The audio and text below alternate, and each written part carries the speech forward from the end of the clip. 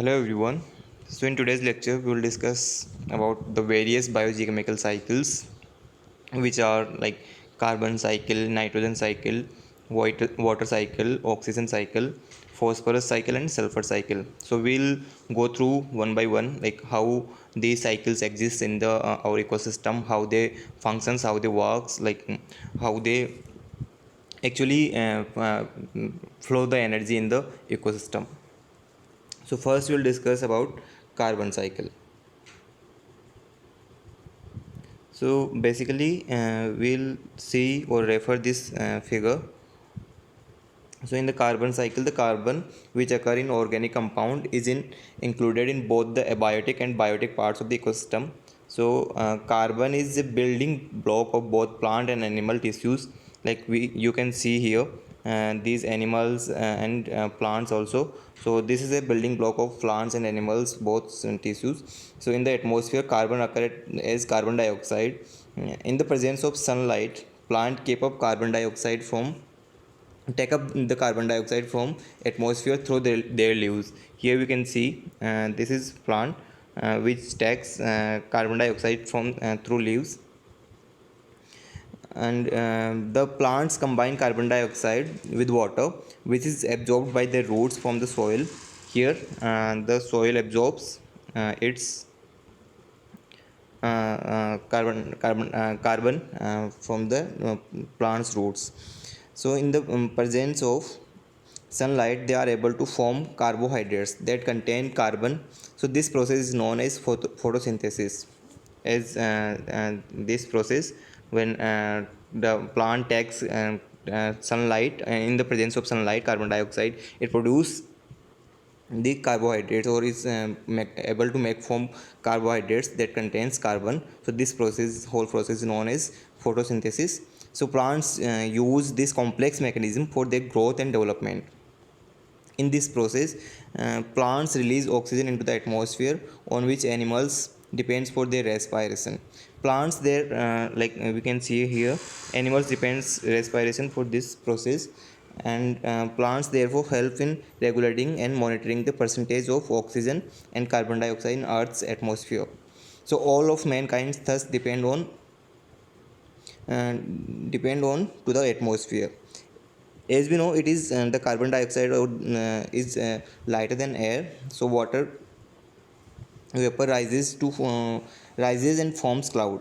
So winds blow the clouds for long distance, and when here we can see these clouds for long distance, and when the cloud rise higher, the vapor dense and changes into droplets which fall on the land as rain. Though this is an endless cycle on which life depends. So man's activities are making drastic changes in the atmosphere through pollution, which is altering rainfall patterns. Nowadays you can see global warming issues and all things. So this is leading to prolonged drought periods extending over years in countries such as Africa, while causing floods in countries such as the US. So the climate is being uncertain due to the various pollution issues and global warming issues. So as we can see, the oxygen generated through this cycle. So oxygen also generates in this cycle, which it also keeps the carbon dioxide at acceptable limits. So herbivores animals feeds on plants material which is used by them for energy and their growth. Both plants and animals release carbon dioxide during respiration. We can see here plants and animals are in the respiration process. They produce carbon dioxide. So they also return fixed carbon to the soil in the waste they exert. So here when they died, like plants or these animals, they produce this carbon to the soil in the waste, as in the forms of waste. And when the plants and animals die, they return their carbon to the soil. So this complete process is known as carbon cycle. Now next we will see nitrogen cycle. Here we will refer this figure for nitrogen cycle. And in the nitrogen cycle, the carnivorous animals feed on herbivorous animals that live on plants. When animals defects This waste material is broken down by worms and insects. Here we can see and this in and denitrification bacteria. So all these things, this broke down by worms and insects, mostly beetles and ants. These small soil animals break the waste material into smaller bits on which microscopic bacteria and fungi can act. So this material is thus broken down further into nutrients that plants can absorb and use for their growth. Thus, nutrients are recycled back from animals to plants. Like here we can see from animals to plants, and this recycled. Similarly, the bodies of dead animals are also broken down into nutrients that are used by the plants for their growth. Thus, the nitrogen cycle on which life is depend is completed. Nitrogen fixing bacteria and fungi in soil also gives these important elements to plants, which absorb it as nitrates. Here we can see these nitrates. So the nitrates are a part of plants metabolism, which help in forming new plant proteins. This is used by animals that feed on the plants. The nitrogen is then transferred to carnivorous animal when they feed on the herbivores. Thus our own lives are depends on this nitrogen cycle. So this was all about nitrogen cycle. Next we will see the water cycle, in which,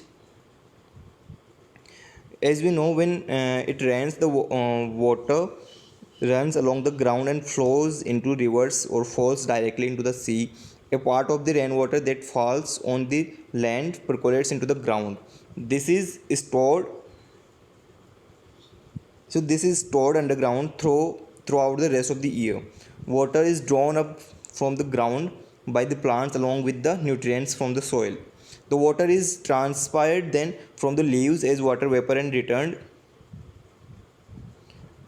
to the atmosphere. As we can see here, transpiration process from the plants and here, and then finally it returns from in the form of precipitation from the clouds.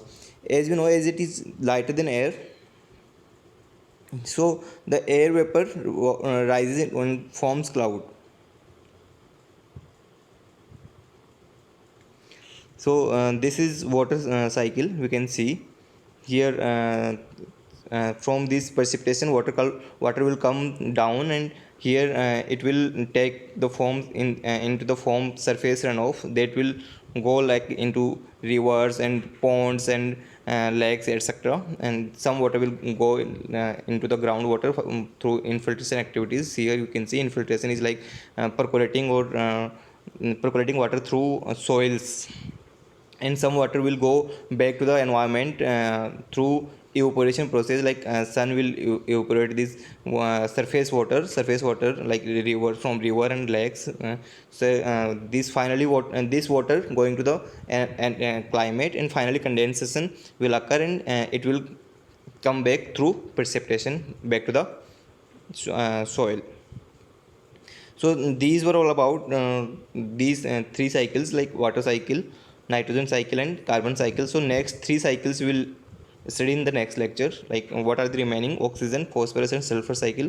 We will see in the next lecture. Thank you.